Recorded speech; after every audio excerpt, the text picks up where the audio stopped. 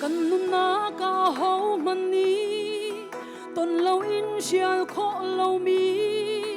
ngay chiat nak har nak phun phun kan ton to lung kong van sang kan i lung quay nak mi khi alua cham tam pi a chun nun hi then chia ma kan har sap na viau te na ki ang an tell me but hiang kan ye zai tik chan po a fu pan ko mi bom tu na thiri chu a sin la chu a sai na chu i be lo an do bi tu le bom tu cha bi ka si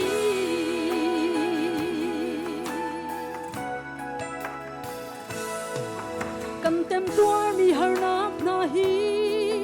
chong khâu tu kan ko na in a kan chong khâu tu kan hu khâu to lo sim han se lo boy si su ni ka sin na chum mu ati din nak nan hu lai ya bia kan kom kan har sap nak yang te na ki ang an tell me but hiang kan ye zai tik chang ko a fu pan ko mi bom tu na thiri chu a sin la chu a sai nak chu i be lo an do bi tu le bom tu cha bi ka si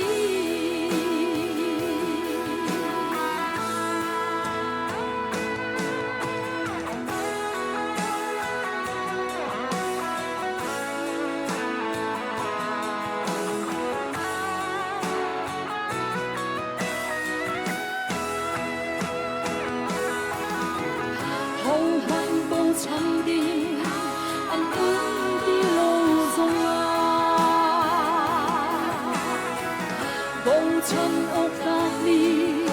Giêsu Christ anh nghe anh không không tu lệ anh không tu asi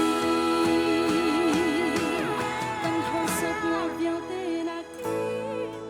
anh ăn theo mi bất thiên kan nghe dây tích chân qua phụ ban không mi bom tu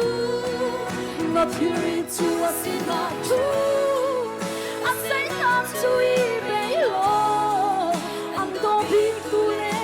bom tu thắp bi cái gì anh to biết tu lệ bom tu thắp bi cái gì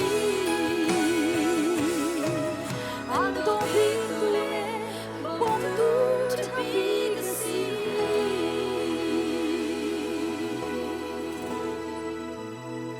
cho nên con dám đi ra thằng cái chuyện là cầm tiền tiền câu xe cái đó